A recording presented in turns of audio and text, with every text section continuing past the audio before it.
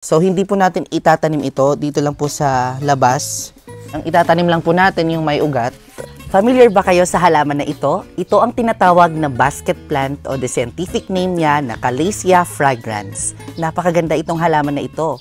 So sa video nga na ito mga ka-jungle ay tuturuan ko kayo kung paano ito itanim. This plant is native in South America. Dito sa Pilipinas naman, ito ay cultivated. Means to say, pwede po siyang ilagay sa houseplant o sa indoor natin.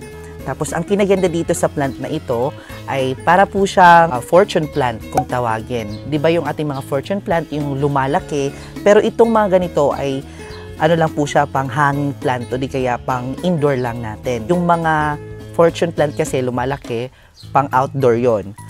And we have two types of fragrance na ating Calathea. We have fragrance Calathea variegata or what we called variegated, yung may white sa gilid. So, yung mga ganito, nagtatransform po yan, depende po sa sunlight na makukuha nila.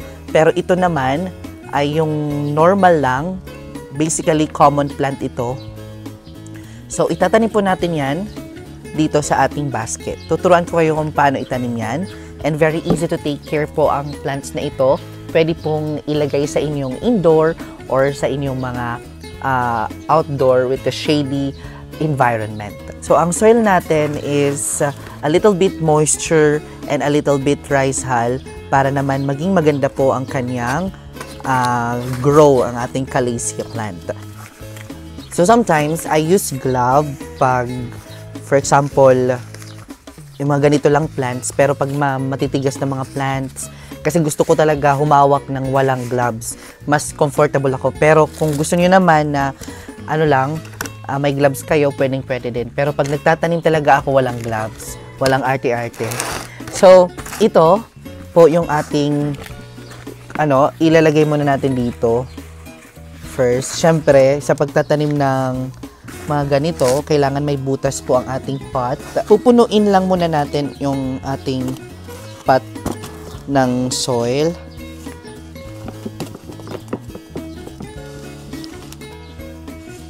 So, yung mga ganyang nahalaman, hindi naman po maarte ng soil. Kasi, isa lang naman silang mga house plant. When it comes to fertilizer naman, sa pag-alaga dyan, hindi na po ako naglalagay ng fertilizer kasi yung mga ganyan na halaman is, naman sila, very adaptable to environment. Label lang ninyo yung nasa pot. Tapos gusto ko kasi, ang arrangement dito is, dito na side is variegated and dito na side as hindi.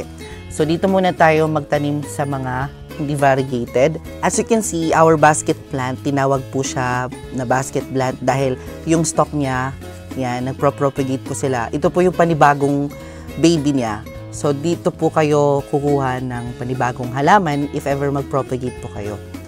Yan. So, hindi po natin itatanim ito dito lang po sa labas. Ang itatanim lang po natin yung may ugat.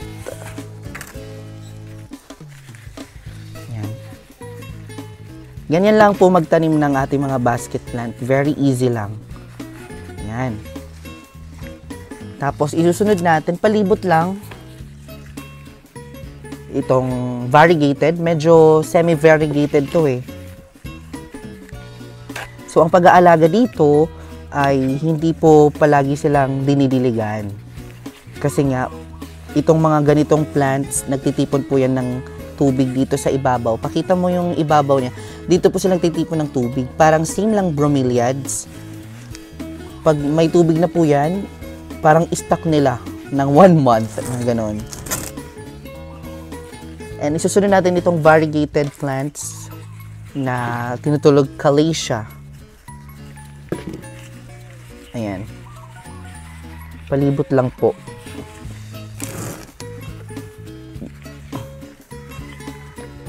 I really love this plant kasi nga kahit hindi po siya nagmumulaklak, it gives me tawag nun yung traditional plant na makikita nyo kasi this is very common. Tsaka kahit common po siya mga ka-jungle, marami po ang nagko-collect ng mga ganitong halaman, lalo ng mga plantita natin. Lagyan lang tayo ng kaunting soil sa ibabaw para set na sila. Since medyo basa yung ating soil, isprayan lang natin ng kanyang mga dahon para ready to, ano na siya, ready to go. Napakaganda po itong itanim sa ating garden, ating mga basket plant. So yun mga ka-jungle ang ating basket plant o tinatawag na Calathea fragrans. So yan mga ka-jungle, I hope may natutunan kayo dito sa pag-propagate ng ating mga basket plant. And if you like this video, don't forget to follow my Facebook page, my TikTok, and my YouTube channel, Mark of the Jungle Plants. And I will see you next episode because more plant, less stress.